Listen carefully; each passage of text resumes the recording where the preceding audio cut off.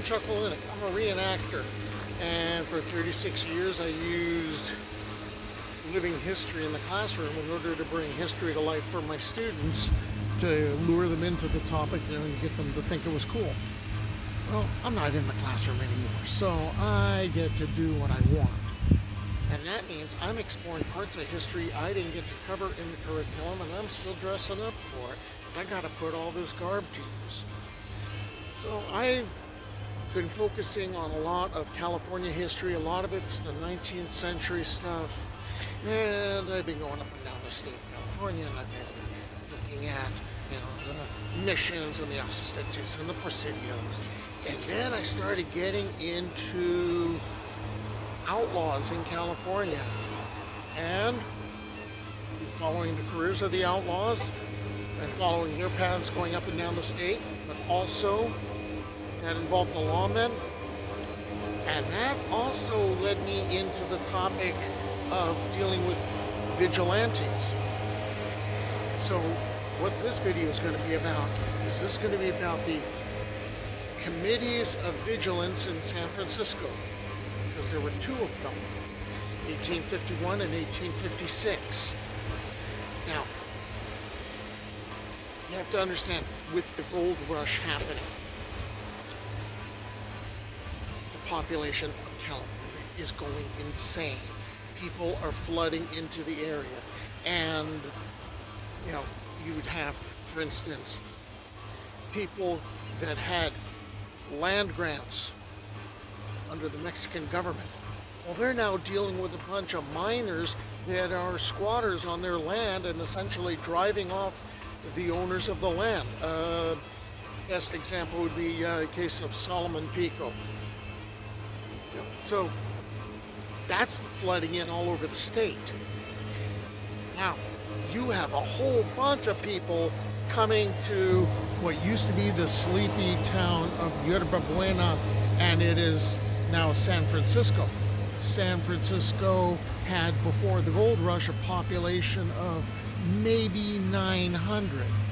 Well, then you're looking at the population going up in 1849, 1850, 1851 to 20,000.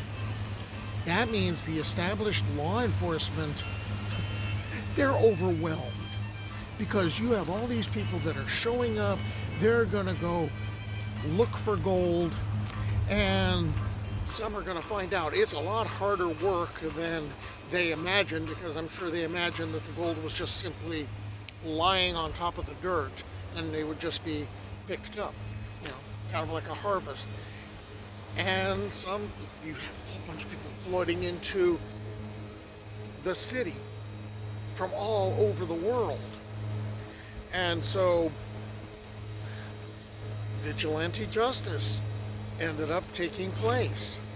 This is to give you a sense of the scale of San Francisco's problem. People are taking ship to San Francisco, coming from all over the world, flooding into the country to take to the gold fields. The harbor is crowded with ships. Many are abandoned because their crews don't see the point in staying with the ships when there's gold in them hills. Some of these ships will be used as habitations, because building houses isn't happening fast enough. Some of these abandoned ships were put to other uses. San Francisco's first city jail was the Brigantine Euphemia.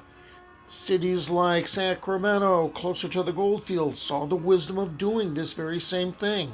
The Euphemia never lacked for residents. The population continued to grow.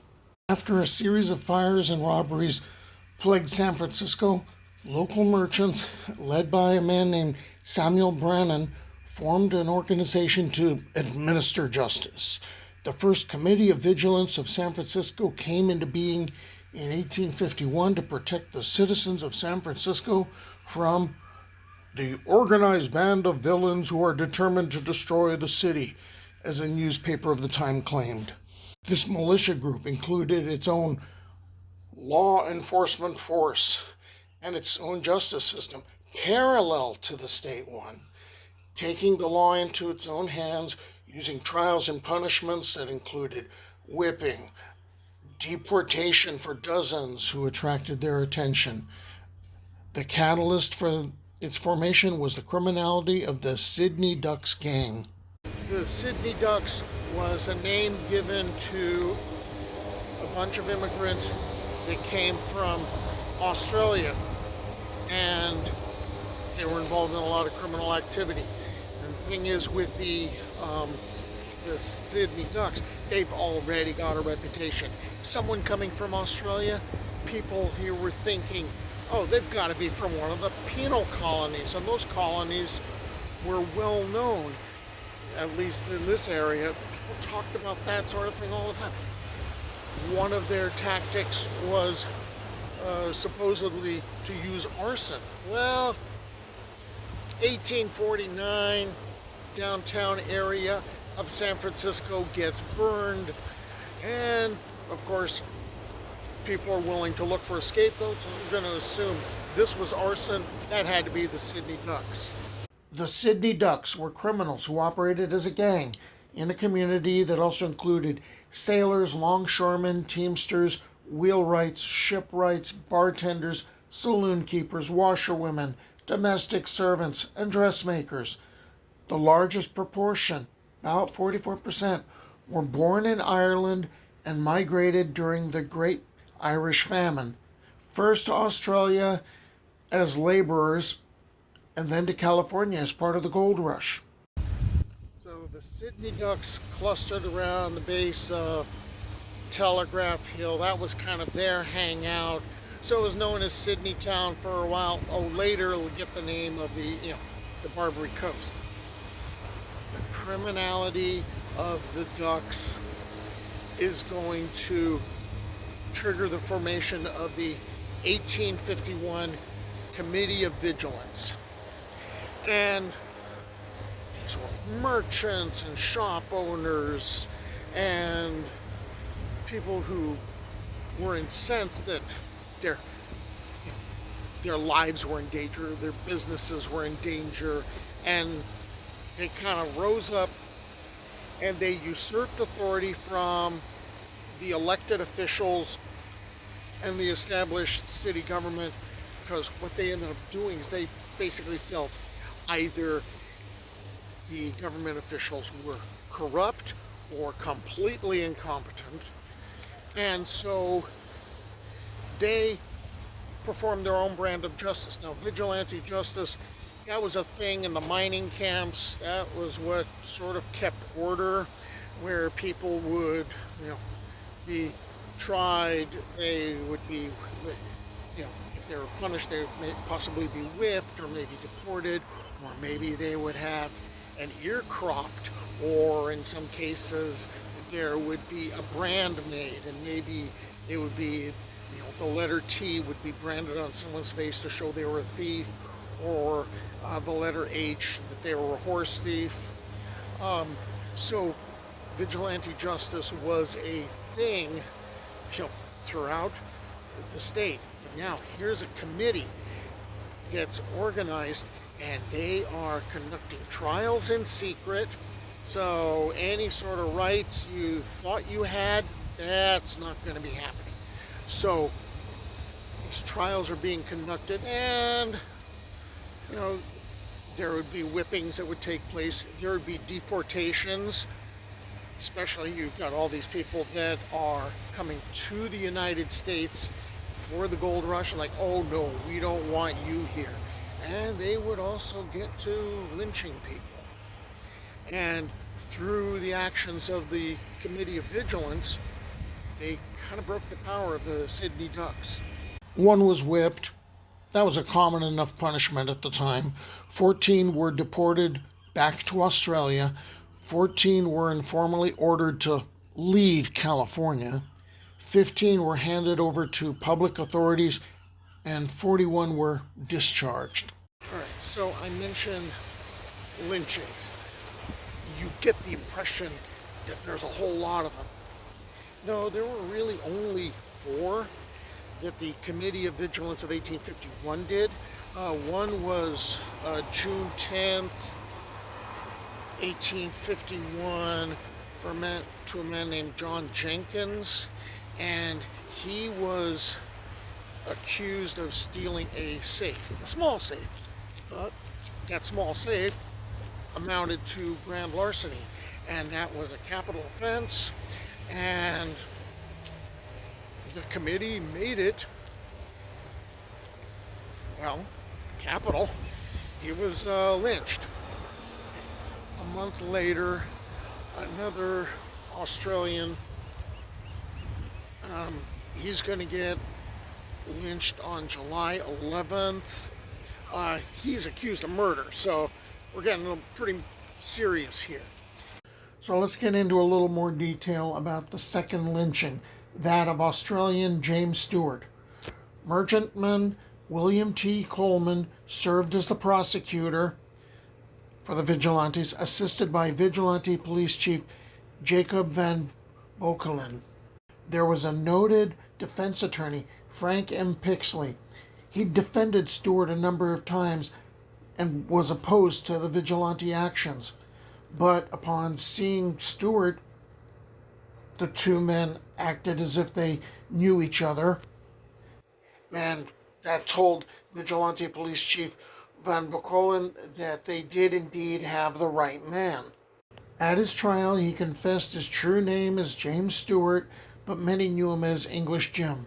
Before the Vigilance Committee, he confessed, maybe more like bragged, about horse stealing, arson, bank burglaries, and highway robbery, trying not to admit to murder. He tried to negotiate a deal offering the names of his associates. His confession was published in the local press and did much to justify the Committee of Vigilance existence. Stewart was hung on the Market Street wharf, witnessed by huge crowds of onlookers. And then, August 24th, two of his associates are going to get caught. They're actually arrested by San Francisco police. They are in jail, but that's going to lead to a 3-day standoff between the Committee of Vigilance and the police, who are trying to keep these guys alive. And like I said, 3-day standoff, well, that ended badly. All right, so they also ended up getting lynched. Now, what's going to happen later is the committee is going to start broadening what it does. It would be investigating or inspecting boarding houses that they considered to be of ill repute. Ships would come into the harbor and they would be checking those out. So they're kind of broadening their powers and sort of being the morality police too. The actions Brannan took as a leader of the Vigilantes in 1851 was heavily frowned upon by the Mormons, and he was a Mormon. On August 25th, 1851, he was disfellowshipped from the LDS Church for a general course of unchristian-like conduct, neglect of duty, and for combining with lawless assemblies to commit murder and other crimes. So when I first heard about the committees of vigilance, I had the impression that they were together for a long time. No, turns out they were around for 3 months. In 1851, during the September elections, the Committee of Vigilance was dissolved and power was handed back to the civil authorities. Now, a lot of the people that were in charge of it, they pretty much stayed together as a group, but they weren't doing anything official. And so that probably went on until like 1853. The Committee of Vigilance was reorganized on May 14th, 1856 by many of the same leaders that were in the first committee, and they adopted an amended version of their 1851 Constitution. Unlike the earlier committee, but they were still going to be doing vigilante stuff, the 1856 committee was concerned not only with civil crimes, but also politics and political corruption. The catalyst for getting the band back together in the guise of a political duel in which James P. Casey shot opposition newspaper editor James King of William. King, along with many San Francisco residents, was outraged by Casey's appointment to the City Board of Supervisors and believed that the election had been rigged. The motivation for this murder came from King's publishing an article in the Daily Evening Bulletin accusing Casey of illegal activities and serving a prison term for grand larceny at Sing Sing in New York. The combination of the political unrest and surrounding the election in the article resulted in Casey accosting King, asking, "Are you armed?" He didn't await an answer, but drew what was described as a large Navy revolver at the editor, demanded of King, "Draw and defend yourself," as he fired. This murder caused the Second Committee of Vigilance to form. On May 22nd, 1856, the day of King's funeral, Casey, along with at least one other man, Cora, received vigilante justice. Cora shot and killed U.S. Marshal William H. Richardson, who had drunkenly insulted Cora's mistress, Belle Cora. That building where Casey and Cora are hanging from the second-story windows, you're going to need to pay attention to that. That's Fort Gunnybags. That will be the future headquarters, or actually it would be the headquarters of the Committee of Vigilance. And on July 29th, they're going to hang two more murderers, Joseph Hetherington and Philander Brace, before huge crowds. 4 people were officially executed again in 1856, just like last time.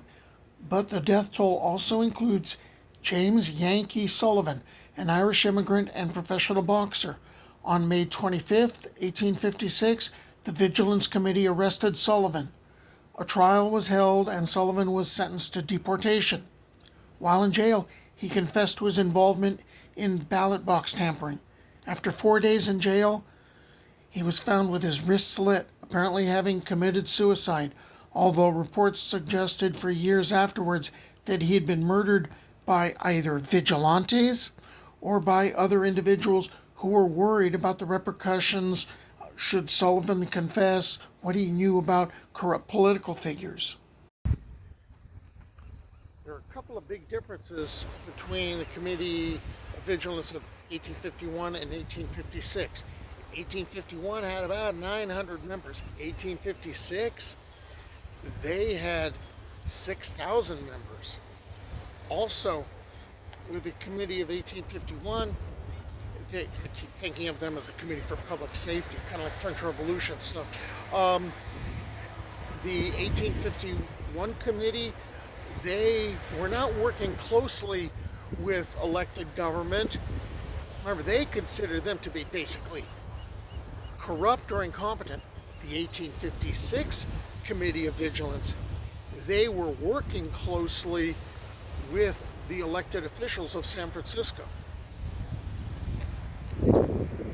Vigilante headquarters, their Bat Cave, in 1856 consisted of assembly halls, meeting rooms, a military kitchen and armory, an infirmary, and prison cells, all of which were fortified with gunny sacks and cannons.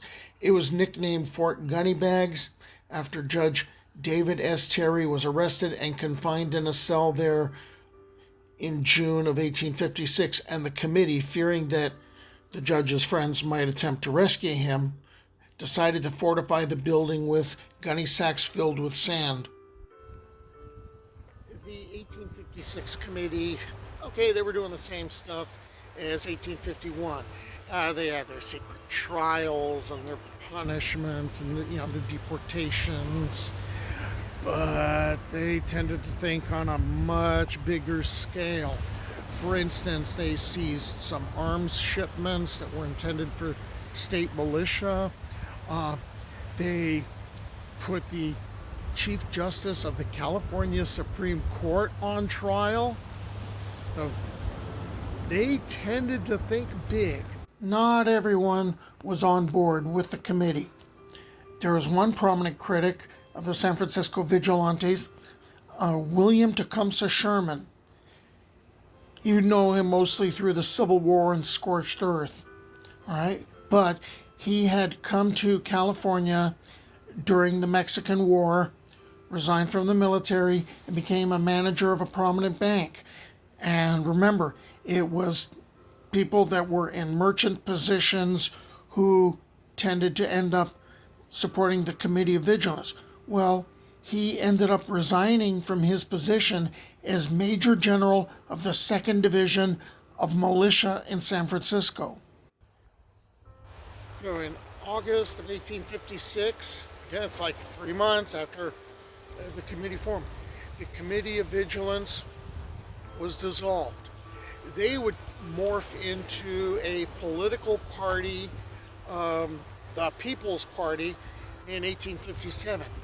That would eventually get absorbed into the Republican Party of that era, which is a lot like the Democratic Party now. So, okay, there we have the Committee of Vigilance. I'm going to move on to other topics. See ya.